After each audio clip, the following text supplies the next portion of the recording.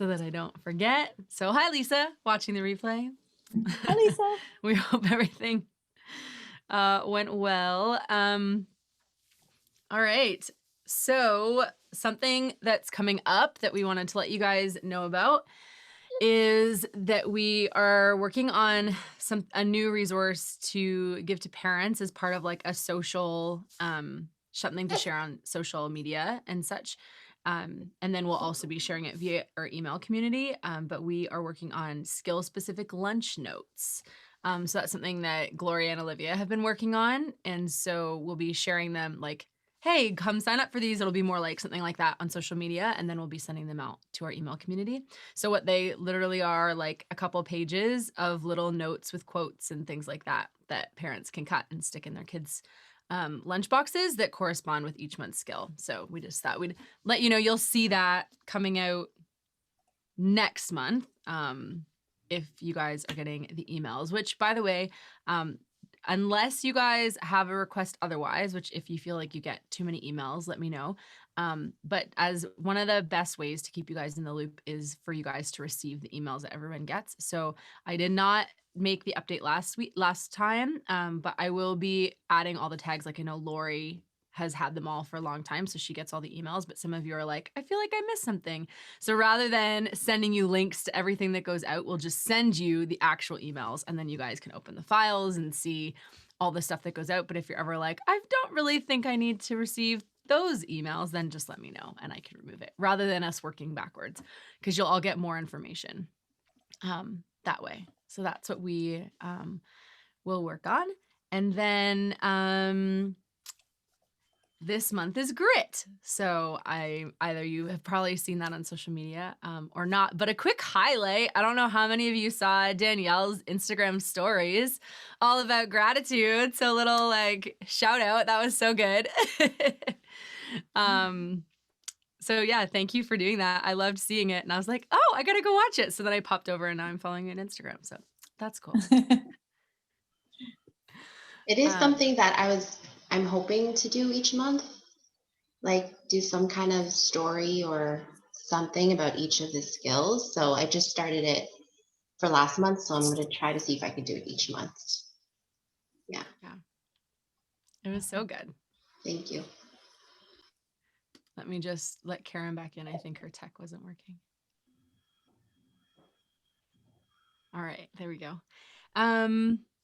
Yeah, so we'll be doing that. And so this month is grit. So again, just a reminder, if you post anything about grit this month on your social media, just make sure you tag Umbrella Project so that Olivia can reshare, because she'd love to be able to do that for you guys. So I have an annoying tech question. How do I do that? How do I tag you? Like I'm only on Facebook and I don't know how to tag the Umbrella Project in a way that's like, hey, look at this.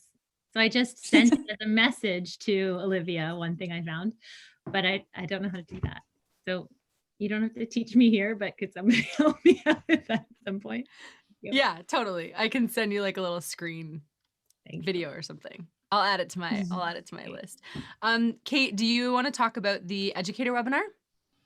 Yeah, we're going to do a mini educator webinar for like basically self-care practices for educators as sort of a way to show support to our existing Umbrella Project schools and also as a means to maybe entice prospective schools. It's going to be like a free mini live webinar that we can send. We will send you the link to that you can share with any of the schools or contacts that you have that you think might find it useful. And again, as I said, the hope is that it will generate some interest in terms of learning more about the Umbrella Project, and that it will potentially lead to sales. But it's also us just acknowledging that this is not just challenging times for students, parents, but also educators. It seemed like that was a piece that we wanted to make sure that we didn't go overlooked. So that's something that we're going to be looking to send out an invitation for next week. So you should expect to receive that link. And if you have any questions in terms of, you know, wording or anything, I can help you, but it should be fairly straightforward. Any questions? Yes. Sorry, did you say it's live? What? Sorry, guys. Did you, did you say it's an invitation for a live webinar or for a Say recording? hi. It will be live, but we will record it as well, and we will make it available, the recording available. And this is something we can again like share on like social and stuff. Yes. It's very similar to what we did for the free parent webinar. It's just in this case, it's for education. Okay, perfect. And it's a bit shorter, I think. Our parent webinar was a little bit longer. This one, we're being mindful also of the fact that teachers don't have a whole lot of time. So look at that little nugget. Yeah, so it'll just be a 30-minute training. It's really focusing on self-care practices for educators, like just encouraging them, like take care of yourself during this time with everything that's going on. And so we will have like basically a sign up page that will talk about the information where they can sign up. And then you can direct them to that page. And so if you've got schools or teachers or people that you know that might be interested in the Umbrella Project, feel free to like send that invitation to them and say, if you're able to make it, like say, I'll be in there too. We can connect in the chat, or you can connect with them after, or however it serves you to use it as a tool. And then like Kate said, once it's up on YouTube and there's like the replay automatically, you guys can have that as something that then you can also send to educators when you're ever talking about schools and stuff in the future. So the kind of be the two-part way that you can use that. So any other questions about that before we don't want to fly by it too fast?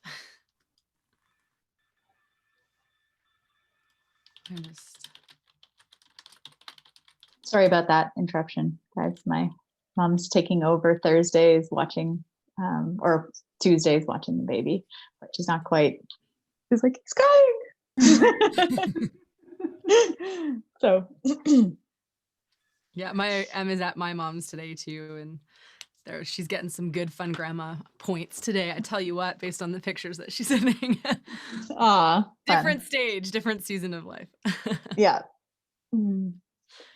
All right. So the other thing that we wanted to touch base about is the virtual parent nights. So thank you guys for going back and forth with me. Some of you asked some really good questions and I was like, wow, I did not explain that very well in the couple of the emails. So just to recap, because I have been in email conversation with quite a few of you following up on your various degrees of interest in doing this. And so we just wanted to, like, now that we've sorted through a few more details, there's still some stuff we're working on, but just give you again an overview of where things stand so that we're all on the same page. So the pricing for parent nights has always been starting at $750, and then depending on travel, like how far away it was or things like that, then it would go up based on travel. So as virtual planning nights, parent planning nights, guys, I teach planning. This is not good. Parent nights. So with the virtual parent nights, the pricing is going to be $750 for one.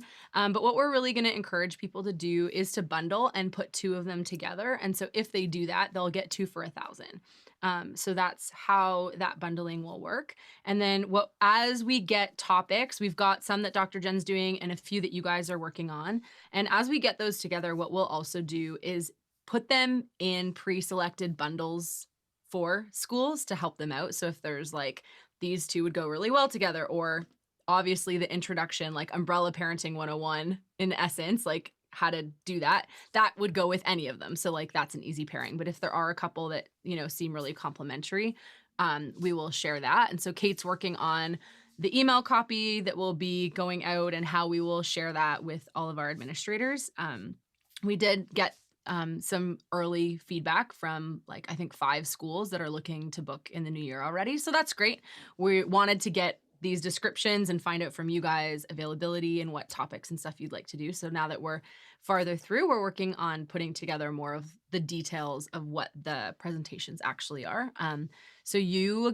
For those of you that are interested in developing or working with Jen to develop a separate parent night training other than the general Umbrella one, which all of you will be able to have access to. So the slides for those, they might get some updates or whatever. But then that's something that everyone can do who's interested in it. And if you are there's only a couple of you, I think, that are interested in developing something else, you'll get an email from me just looking for kind of an official name and a short description that we can put in, because we want to be able to send that out to all of the administrators. So look out for that if that was something that you are interested in. And so that's the next stage, is getting that descriptions. And then also for those of you that are interested in doing either the general one or another one, I'll just be looking to get some general availability for you. So if you were to say, usually I'm free on Mondays and Wednesday nights, or things like that, what we'll do with the general umbrella parenting, and Jen, you can chime in on this as well, but what we'll kind of be doing it based on physical location-ish. So it's like if a school that is near you in the school boards that you would help support wants to book the general umbrella project, then we would get you to do that, so that hopefully in the future moving forward, they're building a relationship with you guys to be able to do other training and stuff like that. So that is currently the plan. I'm just looking through my notes to see if I've missed anything. The next steps are topics and descriptions. And I think that's it. Anything else, Jen, or any questions? I have a question. When you're doing our availability, are you going to send it to the school like we're hosting this on January 10th, or is it going to be you can book this and it would be on a Wednesday night and they get to pick the date? It would depend. Sometimes they have a very specific date when they reach out to book, and they're like, hey, this is the date. Usually they don't. Usually it's like, hey, we'd love something in February. What do you have? And if it's a specific topic that only one of you does, I would be like, well, hey, we've got these two. Or I'd reach out to you guys and do it that way. So there'd be a little bit of a back and forth to book them. But usually it's more like, hey, we'd like to do this one and we'd like to do it in January. And that's about as specific as it gets.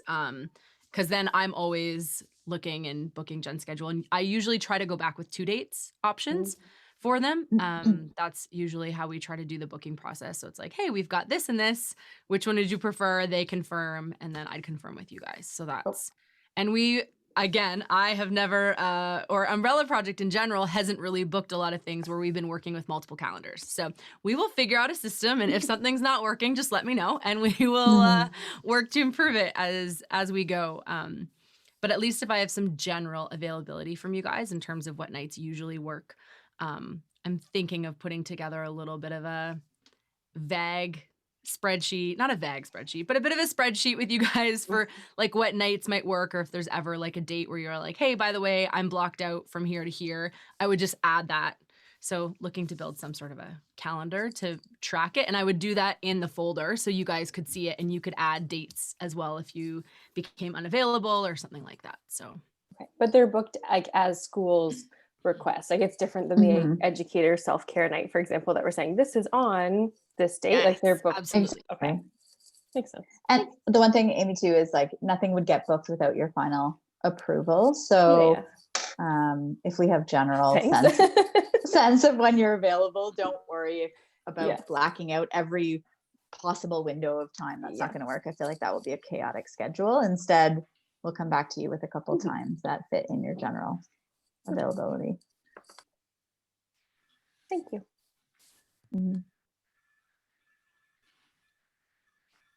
I don't know if this was touched on, but the information about the parent workshops, once it's put together, we'll share it with you as well, so you can share it with any potential schools. I know right now maybe there's a lot of schools who are interested to do something related to the Umbrella Project, maybe not dive into the curriculum, but this is a nice little opportunity to say, hey, potential school, you know, we're doing these workshops. Here's a list of all the options. Let us know if you're interested. And then if you do get a bite, I would just follow up with Catherine and let her know, and me as well. Actually, keep me CC'd on that as well, just so I can keep track of it on my end. And then, you know, things will roll, as Catherine mentioned, in the same way that we just discussed. But it is also another opportunity for you to reach out to anyone you think might be interested. And so on that note, one of the things I did forget to mention that came up in email with one or two of you was the revenue share and what that is. So that's the exact same. Well, no, it's the exact same for any professional development. And so parent nights are included in that. So it's a 60-40 you and Umbrella Project if it's generated through us, like through current Umbrella Project schools that are reaching out and want to book. And it's 70-30 for you guys if you are the ones that are reaching out to the school and book the parent night. So just a reminder that that's the same for all professional development, like whether it's corporate, whether it's student, whether it's parent night, those are all the same. So just wanted to remind you. And then that leads us into Yola. I was like, this is a great segue. Yes, go ahead. Just before you segue to that, I'm also wondering if you do a bundle and they're paying the bundle price. So say they're doing 2 for $1,000. Does that mean if you are doing one half of the bundle, so say they bundle 2 and you're doing one of them, does that mean you're getting the 60-40 for 500? Yes. Like for Okay. whatever the workshop cost is. And the same if you, so to your other question, Yola, that you sent in, which is hard to parse out. So Yola is wondering, if you talk about the Umbrella Project in another workshop you're doing, or like how does all of that work? When does it become an Umbrella Project workshop? I would say that what we had talked about originally, I don't know if you all remember, but there was going to be like a yearly fee to use the ongoing Umbrella Project stuff for anything that is practice building. So if you run workshops for patients at your clinic, or if you run a night that is, targeted at your practice and bringing in patients, because of the nature of this year and everything that happened, we decided not to do that yearly fee. It's just been too chaotic a year for everyone in their practice. So that was going to take care of any kind of gray area in that space. That obviously didn't happen, but I think we can continue with that model where, if you're doing something for your patients or something that is clearly for your practice, then that doesn't have to be deemed an Umbrella Project workshop. But if you're going into a school and doing a parent night on well-being, and your theme is the umbrella effect, then that, right, even if you would only talk about it a little and do the rest on mindfulness, I still feel like that's probably an Umbrella Project workshop that would be a split. So, and if there's anything you're unsure of, you can always just reach out to us and we will decide together whether it makes sense or not. There's something else. And with the $500 question, if you generally do things in your community, if a school reaches out and says, I'd love to do a parent night and I can only pay $300. If that's fine with you, then we can still carry on with the regular split that we use, and you can have the autonomy over deciding how much you're going to charge that school for that night. So the $750 came from the time when there was lots of pro grants, which was the Parents Reaching Out grant. So it was $1,000 per school that you could apply for. So schools were easily able to access $1,000 to run a parent evening. That's sort of what they got used for. I don't know what the status of that pro grant is in the context of COVID. I haven't re-looked, but I'm guessing that program was probably canceled based on COVID. But that would be something to check into as well, to see if schools still have that funding. This is pre-Umbrella Project, and maybe it reflects that I have a lot of growth to do in marketing in particular. But when I've done presentations to schools before, or I've been asked to, or I have some sort of connection, I have never been paid in more than a coffee shop gift card and a school t-shirt. So that's kind of where I was wondering with some of that as well. I don't know if there's a whole bunch of funds that I'm just not accessing, or if it's the particular schools that I happen to have known someone at, but I was curious. I would say before Dave, really. I also got paid in coffee gift cards, then came to realize, oh, you can charge for your services. And often schools do have funding for things like that. So the program really helped. And actually, I'll look to see if schools still have access to that. But even before the pro grant, it wasn't unreasonable for a school to pay $300 or something for a speaker to come in. Some of those bigger name speakers, schools are paying quite premium dollars to access them. So it's amazing how schools can find budget when they want to. Mm-hmm. A lot of parent councils pay for things. I would also add too that there's no harm in asking if they have budget for this sort of thing. It's not you saying you're not willing to do it for a free coffee, but it's you saying, I'm a professional, and if there is budget, I would like you to consider paying me for this. And if not, then let me think about what I'm able to offer you for a coffee. Mm-hmm. And maybe it's just not 2.5 hours of your time and driving and all of Because that. let's be honest, anyone will take it for free, right? Like a school with a ton of money, if you're saying, oh, I do this, and you don't really suggest to them that there's a price attached to that, they're going to take it. So they won't say no. If you ask about budget, they won't say, oh, well, then we're not interested. You I think can always go back to them and make the decision to say, there's no charge, just buy me that coffee. Yeah, schools are all over the map too, right? That's, I think the hard part is Lakefield, for example, that runs the Umbrella Project. You know, they got $1 million donation. I mean, they're a big private school, from one of their parents for their well-being program. And then they paid $1,500 for the Umbrella Project curriculum, which was a bit like, here you go, like a donation pretty much in the context of like their well-being programming. But then other schools struggle with that, and most schools fall in between. So I do agree, it's good to ask, and also to put forth what you would usually charge. Even if that was something else that Dave started having us do regularly, is even if you're going to charge $0, you still can send them a proposal that has the regular price and then like discount 100%, so that they know the value of what they're getting isn't $0. So I don't know. It's a tough one though.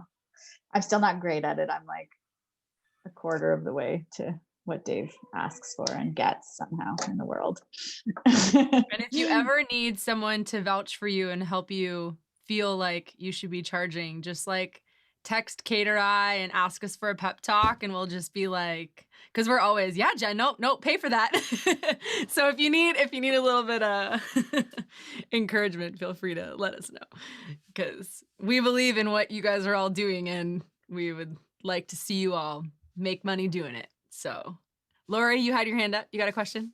No, I was just going to say it's really helpful to have this conversation, because early on with my kids' school, when they wanted to do it, he did have curiosity, like no judgment, but really curiosity about how did we determine the cost of PD, you know, when I quoted him what it was. And then I had to go back to Dave and find out. And I didn't really feel that comfortable with the explanation myself, because I didn't know. So it's nice to hear, Jen, like how you came up with the price of $750 at the time. And also the, like, I guess the other piece, Yola, to what you were saying, and I think Jen, you just mentioned it too, was to think about your hourly rate. Like Kate, you help me with this a lot of the time. Like if I'm going to speak for an hour, what would I normally be making for an hour if I'm working? And then you can go, you know, higher or lower based on. And don't forget about the time that you spend building whatever it is that you're also presenting. It's still really hard for me though. I like want to give everything away. Don't. It's so As interesting because naturopaths, Coming from the teacher's pocket, just remember. School budget. as naturopaths, they should put us through some kind of like aggressive year-long boot camp training where we can actually advocate for ourselves and what our value before they even let us start training. Yeah, that's so true. I agree with you, Jen. Dave needs to go be a guest speaker at the business class. I think the 4th year business class. Yeah, Another no great kidding. question to ask is not just do you have budget, but if, you know, this is my price, but if you have a budget that you're trying to work within, let me know what that is and we can see what we can do with whatever that budget might be. It's also another nice approach, and it's a good way to understand what money they have. Mhm. And that was what happened with the pro grant too, is it's $1,000, but they were like, we'd love to provide food and refreshments, and here are our expenses. And this is kind of what's left over for a speaker. So it became like the amount that was really reasonable for everyone. But Mhm. Yeah, on the whole ambassador, like with you guys all being NDs, I come from the nonprofit space. Like that's where my career was, and where I ran a nonprofit in the arts education. And so it's just like there's so many correlations, because why do you work in a nonprofit? Like why do you start nonprofits? Because you want to help people. And there's so many like similarities, and like all these conversations, like this sounds just like me when I've come a long way in terms of like putting myself out there and like speaking and charging for stuff too, but it's just like, yeah, no, it's still like in my bones. So Lori, Mhm. oh, you're muted still. I just came across this book title today that's making me think of this. You guys know The Giving Tree? The story of Shel Silverstein book, The Giving Tree? So there's a parody with a different ending, and I was trying to share my screen to show it to you, and it's called The Tree Who Set Healthy Boundaries. And it's the tree holding out an apple but saying no to the child who's like, give me, give me, give me. And yeah, that's been, anyway. I think boundaries sometimes in terms of like recognizing and asking for what we think we're valued at, right? Yeah. So, that was cool. Totally. Very fitting. We just need to decide as a profession all at the same time that we're going to operate more like lawyers. Everybody has to do it. It'll just be like, you know, then you won't be able to go to a naturopath who will do everything off the, you know, Or like therapists, off their own right? back. Like, they charge a lot. Yeah. It's more like the extra time spent on everything that doesn't get accounted for, I think, for naturopaths. But yeah. Anyway, so if there's any gray areas or questions, just let us know. But use your own comfort zone or ours to push your agenda. How's work going for everyone? Picking up since Good. we first went on lockdown? Yeah. Oh, that's good. That's good. I would love to hear too if anyone's having any conversations or any success with schools these days in their areas about the project. Well, I mean, you're not asking me, but I can share with you that we've recently signed a school in the Philippines, which is very exciting. May I ask where in the Philippines? You may while someone else is speaking, I will pull it up.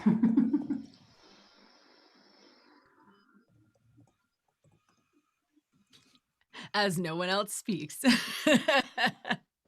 I love it. I love it. Has anyone else, in relation to Lori's question, has anyone else been in conversation with schools about any sort of training or curriculum stuff or been reaching out? Not right now. I see very subtle head nods, head shakes, I guess. But Danielle. Mhm. Yay. I haven't had conversations with schools, but I've just started conversations with parents since I've been posting a little bit more on social media. So I've just been starting with that, and then they're learning about it and then bringing it to your school's attention. Mhm. So, to be honest, Awesome. I've kind of just been like off of the Umbrella Project the last month or so. So I'm just starting to get back into it. So the school is called Asian Computer College, which is deceiving because it's a school for younger kids. And it's in Laguna. And it looks like a great school. I encourage you guys to look it up, take a look. But it's really exciting. Mhm. Yola? I've had 2 teachers from the Upper Canada College book in as naturopaths, they actually did not know that I was their umbrella support person.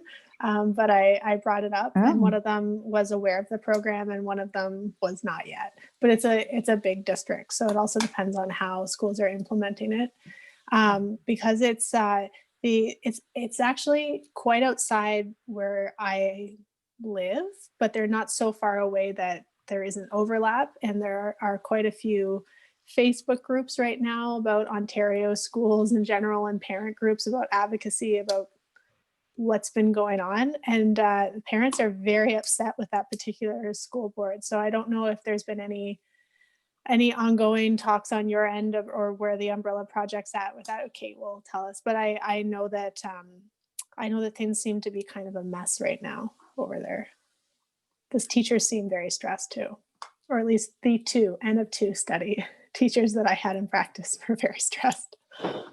Well, it's interesting to know that, Yola, because we did have an opportunity to fund schools within that school board, and we reached out to sort of the powers that be, and they turned it down. So it's too bad. Well, perhaps, you said it's 2 teachers that you're speaking with. Yeah. Yeah. So there's always maybe another point of entry, but we're not giving up completely. We still have that fund sort of on reserve, and we're looking to spend the money within that community or communities around that general area. It's funding from a company that's within that area. But I am interested in hearing that the parents and educators are feeling frustrated by that school board, because I was very frustrated by his response to me. Yeah. I wrote this really nice, thoughtful email, like, we are literally gifting you this program. And he wrote, no, thank you. Yeah, educators, within the privacy and confidentiality constraints of our job, I don't know what the follow-up is there, although, I'll bring it up again next time I see it. But the parents are really mad, and they're very vocal about it on groups. And just to clarify, Yola, you mean the public board or the Catholic board? The Catholic board. Yeah. Is that the wrong board? No. Kate was talking about the public board, which is why I just wanted to clarify. So the Catholic District School Board of Eastern Ontario, they have 20 schools running the program, and then there's 19 not. So only half of their board is doing it. So it's quite possible that the one teacher is from a school that's not doing it, So one of those is that one, and one of them is the Upper Canada College. Yeah, that's alphabet soup. I don't remember all the words in their very long district school board. the Upper Canada District School Board. Yeah, is that one of our schools? That's the board that said no. Yeah. Anyways.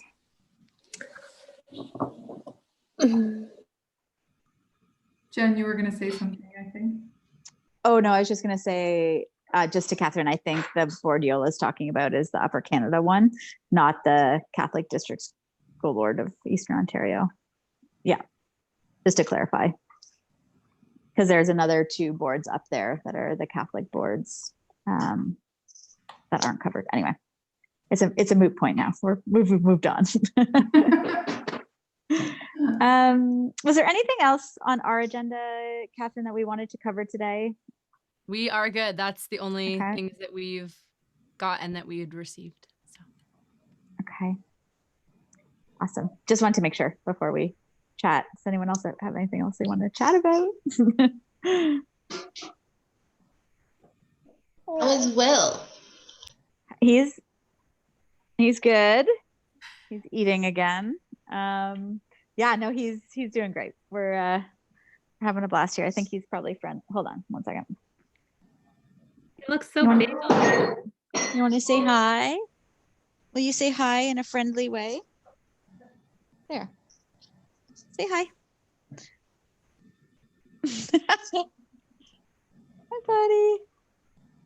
Yeah. So we're doing good. Getting some sleep, a little bit of work as much as I can, and trying to keep it all together. He is just adorable. Oh my goodness. He's fun. Other than the spitty uppiness of his. He's such a reflexy baby. Oh my gosh. Yeah, we are just coated constantly in milk. And everybody who holds him, like the kids now know to hold him facing out. They're quite disgusted by the fact that it's my breast milk that ends up all over them whenever they hold him. So yeah. Oh, there we go. Here it There we comes. go. There. You ready for this, Amy? We'll see. I don't know. There's no going back now. It'll likely get easier when he starts food. Yeah, that's what I was I had hoping. a really reflexy baby, and once he added food, it would seem to like anchor everything down. Yeah, I think like they even make things to thicken your breast milk to try to, because it's that thin, like the combination of a liquid diet and a short esophagus and a valve that doesn't work that well, right? Yeah. So anyway. I also used to, I know some lactation consultants will say there's nothing, it's not founded in anything to say there's like hind milk and fore milk, but I sometimes used to like feed twice on one side, and I found that was maybe a little bit better. Yeah. I don't buy that. I think that there definitely is fore and hind milk from even just pumping, right? If I feed him, I feed him on one side and then I pump both sides, the side that is mostly finished is like a completely different texture and thickness than the side that's like fresh. So I definitely think it's thinner at the beginning. I thought so too. And then I had posted on some forum for parent NDs about like, why not try this like double feeding? And a lactation consultant was like, that doesn't make any sense. And I was like, okay, sorry, never mind. It does. Like I still think it in my head. I'm with you. Okay. I'll take you a picture for you next time. And you can send it to that lactation consultant. See? These are not the same. Skim milk and cream, two very different products. I also found with my first son, he seemed to be a little bit tongue-tied and was always like, would fall asleep at the breast. So he would like nurse for a little while, but never did a really good job of like emptying that milk. And he was constantly hungry. Like I had to feed him every 45 minutes. It was like he was starving. So, and I would get blocked duct. So I'm sure there's a difference. Yes, for sure. Oh, Danielle, I also wanted to commend you on your little dance video that it was a couple months ago, but I was so proud of you putting that out there. It was so good. Did everyone see that? Yeah, it was really good. It was fun. It was really fun. It was supposed to just be like a dance, like a virtual dance class, because I love to dance, and it's something that I did to give back to myself, commit an hour a week to myself. And then it ended up just being so much more. And she's a really great coach and a great friend. And she's kind of helped me like really just step out of that comfort zone. And that was one way, like through dance, to step out of my comfort zone and it kind of trickled in other areas of my life too. So it was fun. It was freaking nerve-wracking though. Like it looked like so like, oh yeah, she's just dancing. You don't understand like how hard that was just to post it. But you just get over it and move on, right? So. Well, is this on your Instagram? Because you're about to have another follower. Oh, well, that's on my personal one. Oh. I thought it was very inspiring. I saw it as well, and I was like, "Go Danielle! It's great." Thank you. Thanks. What kind of dance was it? It was just like a hip hop class, like hip hop dance. Yeah. That's very cool. It was really, really good. It was awesome. Thank you. And it brought me back to when we were doing our session all together, and how you felt about even just speaking in front of like the small room of us. And I was like, even more. I was crying. And I was like literally crying. Yeah. It was like that feeling, except you didn't see that because it was behind the phone. Right. It's a daily practice, guys. Daily practice to be fearless. It is. Totally. Love it. Thanks, Jen. Kate told me something that really struck home about posting and stuff and putting yourself out there, especially in the digital world. And it's like you work yourself up and it's like you want to get it right, or maybe you edit it, or you know, or it's just like very nerve-wracking to do something for the first time, and then you put it out there and then it like nothing happens, you know, because it's so, the virtual world is so full and so busy, and we put so much more pressure on it, and it's just, it's like much harder for us, but it doesn't necessarily create the chaos that we imagine, right? Yeah. Exactly. Yeah, we put more pressure on ourselves than needed for sure. My daughter Quinn, actually, it's funny, the other day I was listening to a podcast and they were talking about how there is no such thing as authenticity on social media, because there's just impossible to represent the entire experience of someone's life. And so I was talking to her about it because she's 12, so she's starting to venture into that world. And I was like, you know, somebody posts like a cute picture of their dog, but it doesn't show all the times like their dog has chewed their shoes, or I was trying to think of a simple example. And she's like, no, that's authentic, because when your dog does something really cute, you forget about all those bad moments. And it's just that moment. And I was like, okay, fair. Shocked me. But I thought that was so cute. I was like, you're right, you do. When your dog does that cute thing, you know, everything else becomes irrelevant, I suppose. So, but it's cute. All right. So, Catherine, Kate, anything else you want to wrap up with today? Oh, maybe you can't see us. I was like, wait, Oh, you I have can't to see you. scroll through. I was like, we were both shaking our Sorry. heads. No, that's Yeah, okay. the phone. I'm gonna go see if I can get my computer fixed now. Awesome. Okay. Well, so nice to see you all. Well, Enjoy a month of grit, everyone. Go grit. Go grit. Nice to see you, ladies. Mhm. Great month. Yeah. Take care. Bye. Bye. Bye.